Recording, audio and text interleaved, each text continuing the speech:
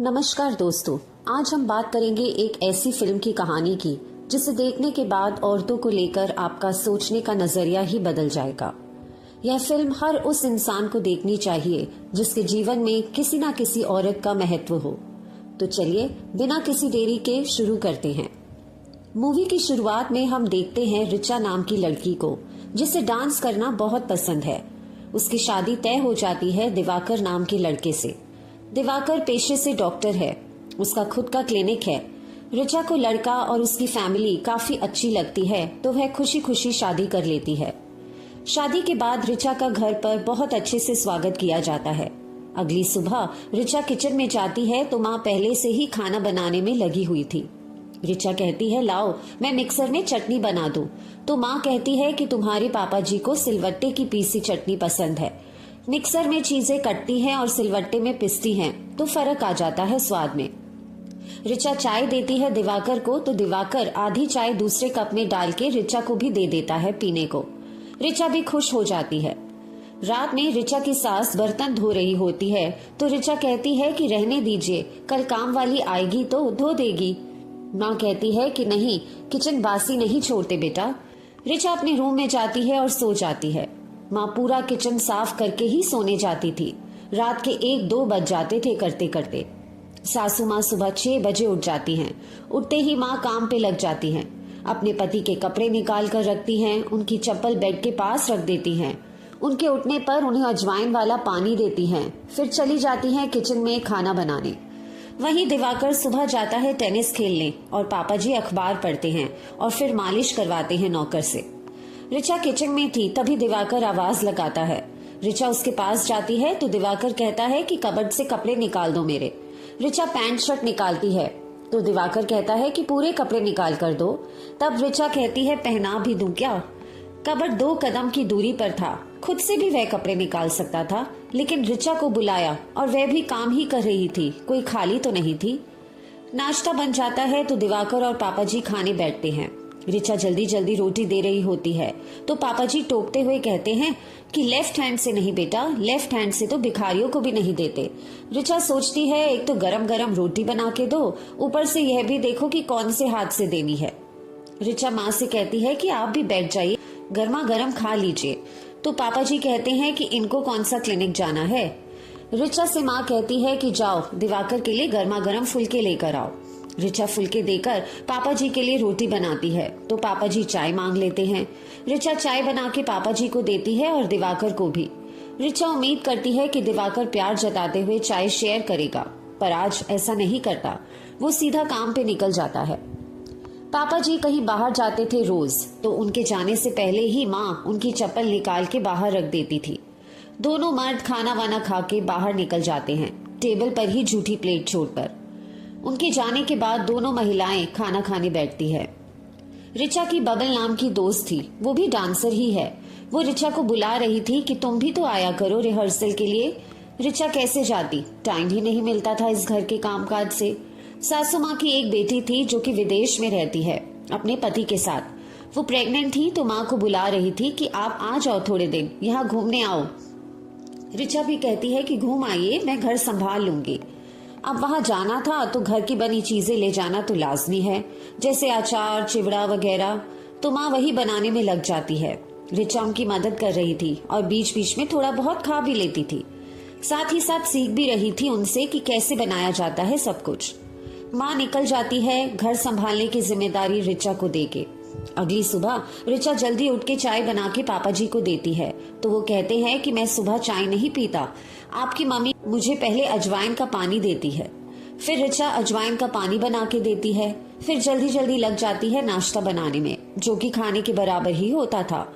रिचा सिलवट्टे पर चटनी पीस रही होती है तभी उसकी आंखों में मिर्ची चली जाती है। जल्दी जल्दी निपटाने के चक्कर में वो चटनी मिक्सर में ही पीस देती है। मिक्सर की आवाज पापा जी को साफ सुनाई दे रही थी, पर वो कुछ नहीं कहते। नाश्ता करते वक्त दिवाकर कहता है कि सिर्फ रोटियां ही है क्या, फुलके नहीं है? रिचा फिर जल्दी से गरम गरम फुलके बना के देती है।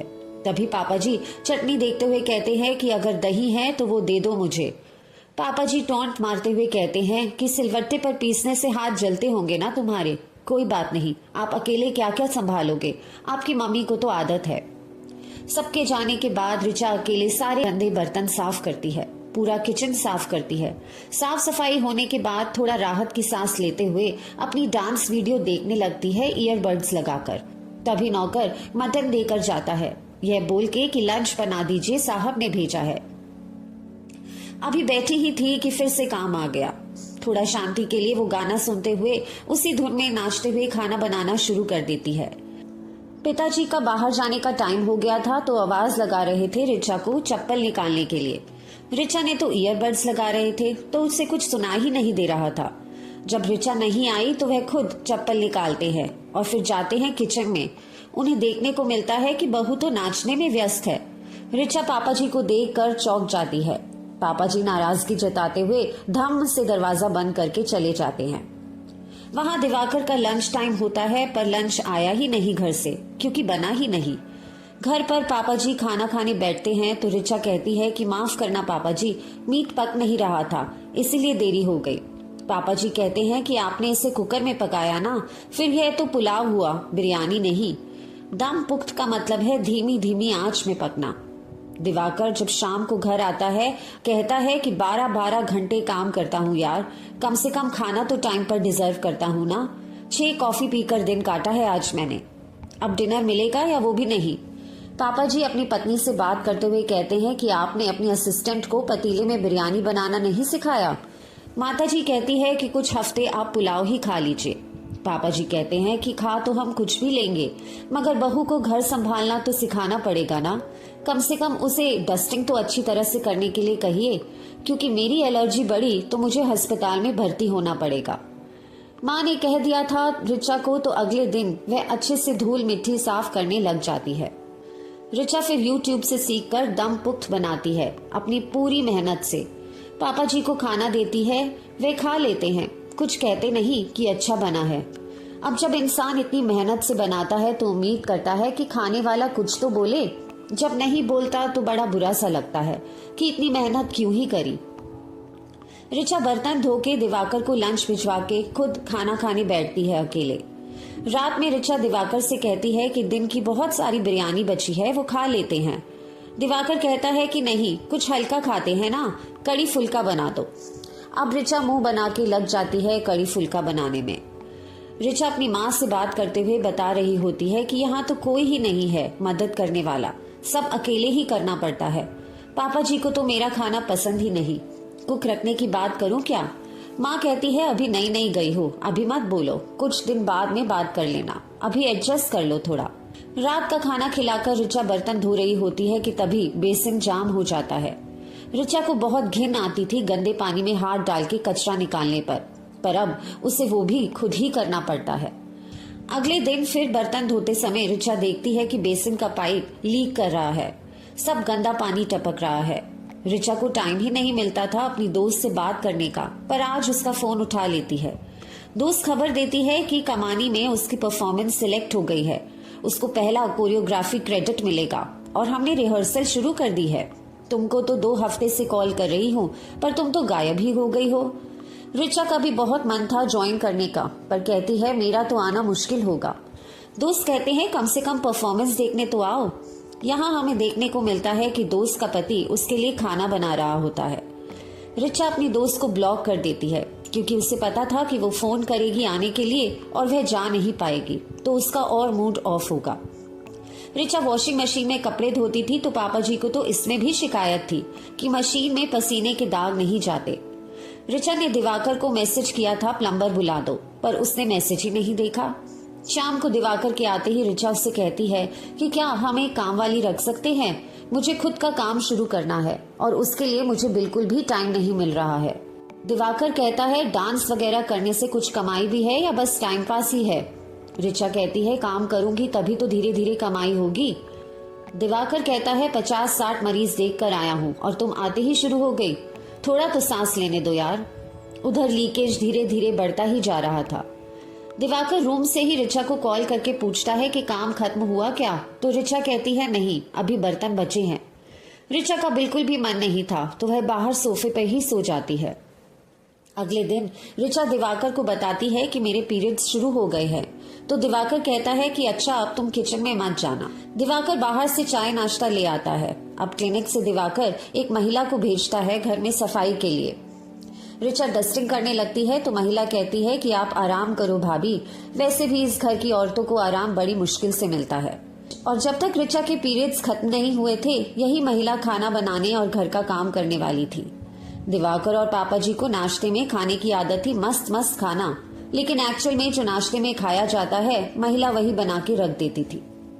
दोनों इंतजार में थे कि कब खत्म होंगे ऋचा के पीरियड्स और कब खाने को मिलेंगे पकवान। ऋचा इस बीच अपने डांस वीडियो देखती रहती थी तो उसका मन करने लगा था कुछ तो करना चाहिए मुझे। ऋचा एक डांस एकेडमी में डांस टीचर के लिए अप्लाई कर देती है। पीरियड्स खत्म होते हैं तो खाना खिलाते वक्त ऋचा पापा जी से कहती है कि मैं सोच रही हूँ कि जॉब कर लूँ डांस टीचर की। इस पर दिवाकर कहता है कि यह तो तुम्हारी हॉबी है ना, हॉबी को जॉब कौन बनाता है। पापा जी दिवाकर की बात पर हामी भरते हुए कहते हैं हाँ, और हमारी फैमिली को ये सूट भी नहीं करेगा। दिवाकर ऋचा से कहता है कि देखो अभी अप्लाई मत करो, बाद में पापा से बात कर लूंगा, और वैसे भी जब प्रेग्नेंट हो जाओगी तो बाद में तो यह जॉब वॉब सब छोड़ना ही पड़ेगा ना, तो क्यों परेशान होना। अब घर पर एक दिन रिश्तेदार तनु भैया और बिन्नी भाभी आते हैं। तनु भैया शिकंजी बनाने को कहते हैं, दिवाकर हार्ड कॉफी और पापा जी के लिए चाय। जब तक वो सब कुछ बना के लाती है ये लोग बोतल खोल लेते हैं। बिन्नी भाभी कहती है कि लाई है तो पी लो ना।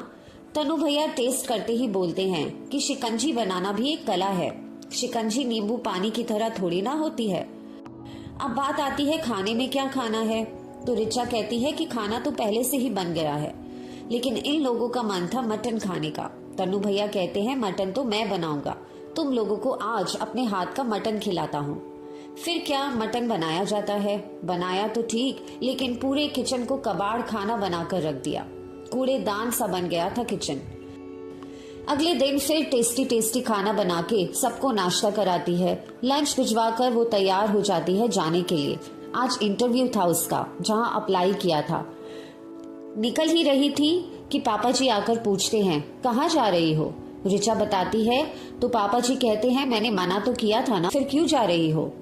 आपकी जो मम्मी जी है ना, उन्होंने भी PhD की है इकोनॉमिक्स में, मगर घर और बच्चे हमेशा जॉब से पहले रहे हैं। ऋचा उन्हें मनाने की कोशिश करती है पर पापा जी उसकी सुन ही नहीं रहे होते, सुन के भी अनसुना कर दे रहे थे। ऐसे वक्त में क्या ही करती ऋचा, नहीं जाती वो। ऋचा में वो काबिलियत तो थी, लेकिन उसका हुनर उसकी इस शादीशुदा किस्मत के आगे घुटने टेकते नजर आ रहा था। अब हम देखते हैं कि ऋचा और दिवाकर गए होते हैं ऋचा के दोस्त के घर डिनर करने, और खाना खाने के बाद दिवाकर झूठी प्लेट्स उठाकर रखने लगता है तो ऋचा मजाक में कहती है अरे वाह, यहाँ तो तुम बड़ी हेल्प कर रहे हो। दिवाकर कहता है मैं तुम्हारी मदद नहीं करता क्या। ऋचा कहती है कैसी मदद, किचन तो क्या जनाब टेबल से उठते तक नहीं है। घर पे पापा जी के साथ बैठते हैं खाने को और पापा जी के साथ ही चले जाते हैं। दिवाकर ने कहा मैं भी क्लिनिक में अकेला ही काम करता हूँ, तुम आओगी क्या वहाँ काम करने। जिस पर ऋचा कहती है तुम जाने दोगे मुझे बाहर काम करने, फ्री की कुक और काम वाली जो मिल गई है। ऋचा वाइन के नशे में थी तो आज इतना सब बोलने की हिम्मत कर ली। दिवाकर अकेले में ऋचा से कहता है कि क्या बोल रही हो तुम, मैंने तुमसे इसीलिए शादी की थी कि मुझे फ्री की कुक और काम वाली चाहिए थी, इसीलिए लाई हो तुम यहाँ ताकि मेरा मजाक बना सको अपने दोस्तों के सामने। घर आकर दिवाकर मुंह सुजाई लेटा हुआ था तो ऋचा कहती है कि लड़ाई का गुस्सा लेकर नहीं सोना चाहिए, और ऋचा उससे माफी मांगती है। दिवाकर ने अब तक प्लम्बर नहीं बुलाया था, पानी और बहने लगा था। दिवाकर कहता है कि पापा का बर्थडे आने वाला है, लंच पर उनके दोस्त आएंगे तो खाना एकदम कड़क होना चाहिए। जाते जाते दिवाकर फिर ऋचा से प्यार जताता है तो ऋचा उसे पीछे करते हुए कहती है कि जब तुम मेरी फीलिंग्स को समझते ही नहीं तो इस सब का क्या मतलब। दिवाकर कहता है तुम्हें बड़ा अनुभव है इसका, इच्छाओं की बात करती हो, इच्छाएं पूरी करने लायक भी हो तुम। किचन की बांस आती है तुमसे। अब करवा चौथ का दिन आ जाता है, बुआ जी आती है घर पे। बुआ कहती है कि मैं तुम्हारी सास की ड्यूटी करने आई हूँ। लीकेज देखकर बुआ जी ऋचा को ही ताना मार देती हैं कि बेटा घर जितना साफ रहता है घर में उतनी ही बरकत होती है। खाना बनाते वक्त बुआ कहती हैं कि मुझे खाना बनाना बहुत पसंद है, तुम्हारी सास को मैंने ही खाना बनाना सिखाया था। ऋचा उन्हें अपनी डांस वीडियो दिखाते हुए बताती है कि मुझे डांस करना बहुत पसंद है। खाना खाते वक्त पापा जी ज्ञान दे रहे होते हैं कि उपवास रखना सेहत के लिए बहुत अच्छा है। यह सब करवा चौथ वगैरह सोच समझ के ही बनाया है। बुआ जी ने भी व्रत रखा हुआ था। उनको बीपी की समस्या थी तो तबीयत खराब होने लगी थी। तो ऋचा कहती है कि आप दवाई खा लो ना बुआ जी, व्रत रखना इतना भी जरूरी नहीं है। बुआ भड़क जाती है और कहती है कि मुझे कोई दिक्कत नहीं है व्रत रखने में। इतनी उम्र होने को आई मेरी, और तुम्हारी जनरेशन को देखो, अभी से दिक्कत होने लगी। ऋचा देखती है कि बुआ जी पापा जी को उसकी डांस वीडियो दिखा रही हैं। दिवाकर आकर कहता है कि तुम्हारा सोशल मीडिया प्राइवेट क्यों नहीं है और डांस वीडियो क्यों पोस्ट किया है, डिलीट करो इनको, यह सब अच्छा नहीं लगता। अब ज्यादा हो रहा था तो ऋचा साफ मना कर देती है कि नहीं करूंगी, क्या कर लोगे। त्योहार का दिन रोते रोते बीतता है ऋचा का। व्रत तोड़ने का समय आता है तो सब लोग रस्म करवाते हैं, लेकिन ऋचा के लिए ना प्यार था ना इमोशंस, बस फॉर्मेलिटी ही थी। अब पापा जी के जन्मदिन का दिन आ जाता है तो सभी लोग आए होते हैं। सब पार्टी कर रहे थे और ऋचा अकेली बैठी थी किचन में, सबकी डिमांड्स और हर फरमाइश पूरी करते हुए। अब ऑर्डर आता है 9 ग्लास शिकंजी बनाने का, वो भी अलग अलग स्वाद के हिसाब से। पार्टी में तनु भैया डांस कर रहे थे। वे कथक के स्टेप करते हुए दिवाकर से कहते हैं, ये देखो तुम्हारी बीवी का डांस स्टेप। दिवाकर किचन में जाकर ऋचा से कहता है, मैंने बोला था ना वीडियो डिलीट करने को, सबके सामने मजाक बन गया मेरा। वो चिल्ला के बोलता है कि शिकंजी क्यों नहीं बनाई अभी तक, जल्दी बना के भेजो। वहां किचन में लीकेज इतना बढ़ गया था कि बाल्टी भर गई थी पूरी गंदे पानी से। पानी तो अब सर से ऊपर आ ही चुका था। ऋचा ने अब तक जो कंट्रोल कर रखा था उसका कंट्रोल बटन जल के खाक हो जाता है और चढ़ जाता है उसका पारा। वो गंदे पानी की बाल्टी उठाती है और उसी का पानी ग्लास में डाल के बाहर पहुंचा देती है कि लो पी लो शिकंजी। दिवाकर गुस्सा हुए किचन में आता है तो ऋचा बचा हुआ गंदा पानी उसके मुंह पे मारकर घर से चली जाती है और अपने घर पहुंच जाती है। उसके माँ बाप ऋचा की सुनने की बजाय उसे ही समझा रहे होते हैं कि इतनी सी बात पे घर छोड़कर आता है क्या कोई, चलो मैं चलती हूँ तुम्हारे साथ, माफी मांग लेती हूँ। तभी वहां उसका छोटा भाई आता है बाहर से, जो कि पानी मांगता है। माँ ऋचा से कहती है, चलो तुम ठंडा पानी पी लो और अपने भाई को भी दे दो। ऋचा चिल्ला के कहती है कि नहीं दूंगी मैं, क्यों दूं, वो खुद नहीं ले सकता क्या, इसके हाथ पैर नहीं है क्या? आप जैसे परिजनों ने ही बिगाड़ रखा है अपने बच्चों को। थोड़े दिन बीतने के बाद हम देखते हैं कि अब दिवाकर ने दूसरी शादी कर ली है। ले आया है वो घर के लिए नई बहू कम और नौकरानी ज्यादा, जो कि वही काम करते हुए दिखाई पड़ती है जो ऋचा किया करती थी। और ऋचा जो करना चाहती थी वही कर रही है। वो एक डांस टीचर बन जाती है और उसके इस काम और हुनर से वह काफी खुश भी लग रही है। इसी के साथ इस फिल्म का अंत होता है। आपके हिसाब से ऋचा ने क्या सही किया? क्या हर औरत को अपनी जिंदगी अपने तरीके से जीने का हक नहीं होना चाहिए?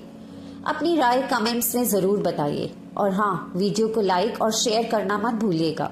धन्यवाद।